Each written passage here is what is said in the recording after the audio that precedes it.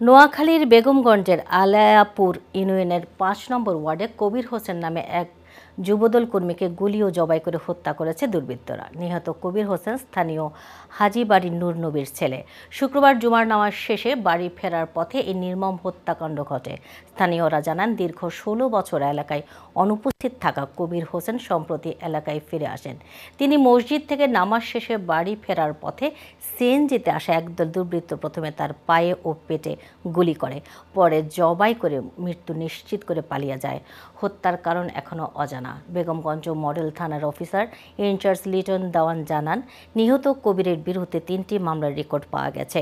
এলাকায় আধিপত্য বিস্তারকে কেন্দ্র করে এই হত্যাকাণ্ড ঘটতে পারে বলে প্রাথমিকভাবে ধারণা করা হচ্ছে। আমার এই জায়গায় সন্ত্রাসীরা জবা করে দিয়েছে, এমনকি গুলি করছে, দুটো খোসা আছে জায়গা পড়ছে, এটা করছে। করার পরে সবাই নাকসারা ছিল সিএনজি আছে, এদিকে সিএনজি করে চলে গেছে।